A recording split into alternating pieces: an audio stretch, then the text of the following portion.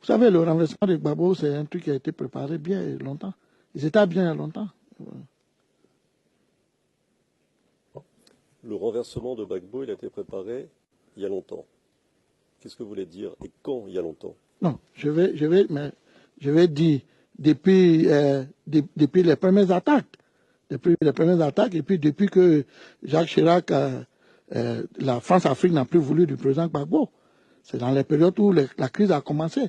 Vous savez, aujourd'hui, je vous dis, hein, et ça je ne le cache pas, le monde entier le sait, il n'y a pas un pays francophone en Afrique, quand tu n'es pas avec la France-Afrique, tu restes pas. On va t'enlever. C'est clair. Et ça, je ne le cache pas. Le président Gbagbo, c'est parce qu'il est très nationaliste, il n'a pas voulu céder à beaucoup de choses, qu'on l'a enlevé. Et ça, c'est clair. Ça, toute la Côte d'Ivoire le sait, l'Afrique le sait, le monde même sait. C'est pas pourquoi on tourne autour du pot. C'est la vérité qui est là. Il n'y a rien d'autre. Donc, si je comprends bien, parce que c'est très important, parce que c'est votre témoignage aujourd'hui, ce que vous nous dites là. Oui, c'est la vérité que je parle. Mais je vais essayer je vais reformuler un tout petit peu pour voir si j'ai bien compris. Oui, allez-y. Ce que vous nous dites, c'est qu'il n'y a pas un pays en Afrique, ou plutôt, il n'y a pas un dirigeant en Afrique francophone qui ne puisse rester au pouvoir sans l'aval de la France. Et quand la France considère que ce n'est pas, qu'il ne plaît plus, pour différentes raisons, il tombe. Et vous avez illustré ça avec le cas du président Gbagbo, en disant que dès la période du président Chirac, alors il faut expliquer peut-être à la Chambre que le président Chirac a été président en France de 1995 à 2002, pour situer les choses, c'est-à-dire au tout début de la crise ivoirienne, que dès la période du président Chirac, il a été décidé de faire tomber le président Gbagbo. C'est ça que vous nous dites, c'est ça votre témoignage. Oui, c'est ça que je suis en train de dire. Je l'ai dit en général même, de l'application de la francophonie. Je le dis, dans les pays d'Afrique francophone, les anciens colons français, quand un dirigeant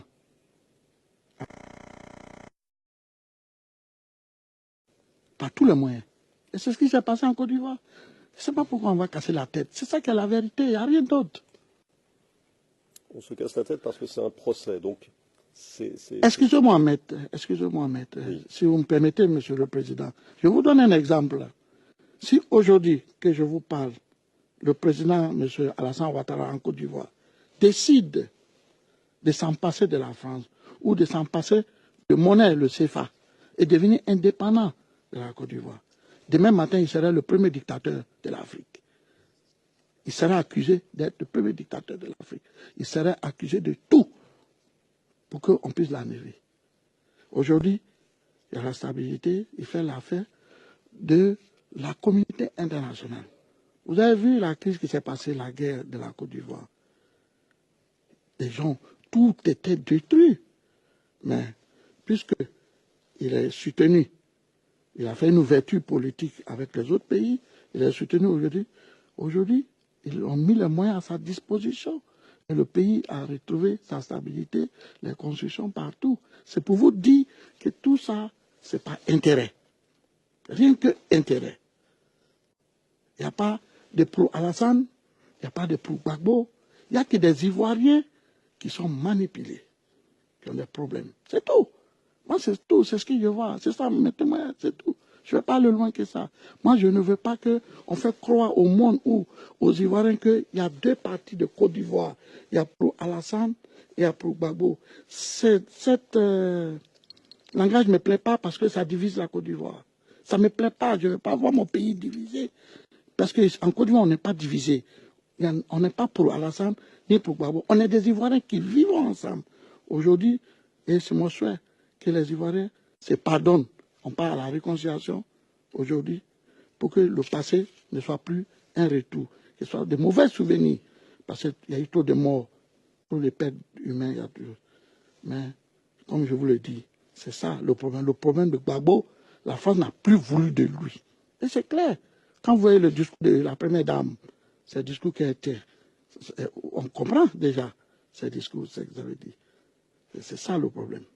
C'est ça qui est le problème. Il n'y a pas d'autre problème. C'est ça.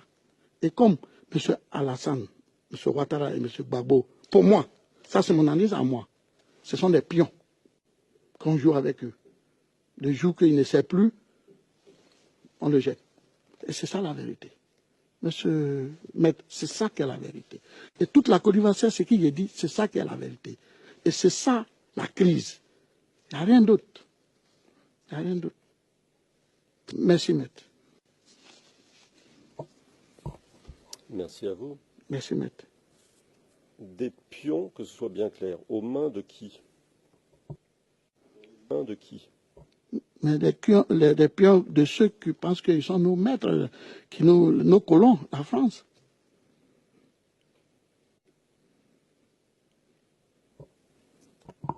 Vous avez parlé il y a quelques minutes du franc CFA. Vous avez mentionné ça comme un enjeu. Vous pouvez nous en dire un peu plus en lien avec la crise? Mais oui, oui, parce qu'il y avait un projet, je crois bien, le président même, il y avait un projet de créer notre propre monnaie et de sortir de CFA. Et ça, je crois que c'est ça même qui était à la base de tous les problèmes. C'est très difficile que la Côte d'Ivoire sorte du CFA. Est-ce que vous pouvez dire à cette Chambre ce que c'est le franc CFA? C'est-à-dire ce qu'il a de particulier par rapport à une monnaie normale? Mais le franc CFA, ça appartient à plusieurs pays de l'Afrique ouest africaine qui sont associés, qui ont leur monnaie unique et qui est garantie par, je crois, le Trésor français ou par la France. Voilà.